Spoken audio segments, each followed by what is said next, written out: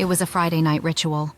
You and your family, or maybe your friends, would hop in the car, drive to the local Blockbuster, and stroll the aisles searching for the perfect movie. The new releases were front and center, the video games were along the back wall, and the candy section was always too tempting to ignore. For over 2 decades, Blockbuster Video was the ultimate gatekeeper of home entertainment. At its peak, it operated over 9,000 stores worldwide. Today, there's just one left standing. How did this cultural juggernaut rise so quickly, then collapse almost overnight? In this video, we'll explore the full story of Blockbuster's rise and fall and sprinkle in some surprising, strange, and nostalgic fun facts you probably never knew. Chapter 1. How it all began. The year is 1985. Video rentals are booming, but the experience is chaotic. Mom-and-pop stores have limited selections, no standardized inventory systems, and often keep movies behind the counter. Browsing is frustrating, returns are disorganized, and customers are frequently disappointed. Enter David Cook, a software engineer with a background in oil and gas databases. He saw potential to apply technology to the rental business. With his wife's encouragement, Cook opened the very first Blockbuster Video in Dallas, Texas. What made it revolutionary? A computerized inventory system, a first in the video rental business. A massive catalog of over 8,000 VHS tapes, wide, well-lit aisles, and family-friendly branding. No adult film section, making it a safe space for all ages. From day one, Blockbuster stood out. Investors took notice, and soon so did customers across the country. Chapter 2. A rental revolution.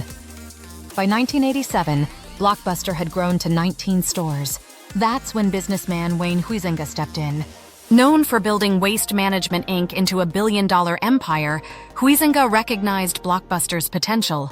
He rapidly scaled the company, acquiring hundreds of independent video stores and converting them into Blockbusters. By 1994, Blockbuster had over 3,400 stores and was purchased by Viacom for a staggering $8.4 billion. Blockbuster became a pop culture institution, featured in movies, parodied on TV, and recognizable across the world. The company rented millions of videos each day and had more brand recognition than most movie studios. Chapter 3. The Blockbuster Experience. So what was it like inside a Blockbuster? It was part retail, part ritual. You walked through the automatic doors into a fluorescent-lit wonderland of cinematic possibility.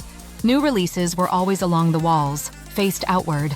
Catalog titles filled the middle aisles. Video games were stored in locked glass cases. Late fees loomed in the background. More on that soon. You'd spend 30 minutes or longer just browsing. Movie posters lined the walls. You might find a staff employee pick shelf featuring cult classics or obscure comedies. And at the counter, you could buy popcorn, soda, and candy, all priced way above supermarket rates. But somehow you still bought them. Chapter 4. Fun facts about Blockbuster you never knew. Let's break down some fun and fascinating facts about Blockbuster. 1. Blockbuster once had its own satellite network. They called it Blockbuster Express, and it was used to beam training videos and internal communications to stores around the world. 2. The company rented out popcorn machines. Alongside movies, you could rent full popcorn carts for parties and events. 3. There was a Blockbuster Awards show. The Blockbuster Entertainment Awards aired on television from 1995 to 2001, featuring celebrities like Will Smith and Sandra Bullock. 4. Blockbuster had video game rentals before GameFly or Redbox. And at one point, they even explored launching their own game console. 5. The uniforms were strict. Employees had to wear blue-collared shirts and khakis. In some stores, they weren't allowed to grow facial hair. 6. Some stores offered movie delivery service. In certain cities, Blockbuster would deliver DVDs to your door long before streaming existed. 7. Blockbuster had a partnership with Domino's Pizza. In the early 2000s, select stores bundled pizza coupons with rentals for a full movie night-in experience. Chapter 5. The beginning of the end. Blockbuster's fall wasn't instant, but it was avoidable. The first warning signs came in the form of DVDs, the internet, and one scrappy new competitor, Netflix. Netflix launched in 1997 as a DVD by mail service. Instead of late fees, it offered a monthly subscription. Movies were mailed to your door, and returns were just as simple. In 2000, Netflix's founders approached Blockbuster and offered to sell their business, for $50 million. Blockbuster's CEO reportedly laughed them out of the room. They didn't see streaming or even DVD delivery as a serious threat. Instead, they kept focusing on physical stores, high late fees, and expansion into tangential markets like music and video game retail. But customers were changing, and fast. Chapter 6: Decline and Bankruptcy. By the late 2000s, Netflix had already introduced streaming video, and competitors like Redbox were offering $1 DVD rentals at grocery stores. Blockbuster tried to fight back. They launched Blockbuster Online, copying Netflix's model. They created Blockbuster Express, a Redbox clone. They even attempted streaming, partnering with TiVo. But they were too late. In 2010, Blockbuster filed for Chapter 11 bankruptcy. Dish Network purchased them in 2011, hoping to revive the brand.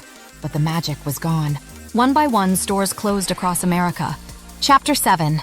The last Blockbuster on Earth. Today, only one Blockbuster store remains. It's in Bend, Oregon, and it has become a cultural icon. Locals still rent movies. Tourists visit from around the world. There's a Blockbuster Airbnb room where you can sleep in the store, surrounded by shelves of VHS tapes. They even have their own line of merchandise, featured in documentaries and sold online. It's a reminder of what once was, and how a single brand can shape an entire generation's memories. Chapter 8. What Blockbuster Meant to Us. For millions of people, Blockbuster wasn't just a store. It was part of growing up. It was first dates, family nights, late returns, and debates over which movie to pick. You didn't scroll. You browsed. You didn't binge. You rented. And when you found that last copy of the movie you wanted, that was victory. Blockbuster wasn't perfect, but it was ours. Chapter 9. Lessons from Blockbuster's story. Blockbuster's fall teaches us a lot. Adapt or die. Technology always wins, and customer experience must evolve. Ironically, streaming giants like Netflix now dominate using lessons they learned by watching Blockbuster's mistakes. Today's tech giants are tomorrow's nostalgia. Blockbuster is gone, but the memories linger. From the thrill of renting a new release, to the disappointment of late fees, to the joy of a night in with a big bowl of popcorn, Blockbuster was more than a brand. It was a moment in time. Thanks for joining us on this rewind into video store history. And now tell us in the comments, what was your favorite movie to rent? And what do you miss most about Blockbuster? Let us know what video you'd like to see next.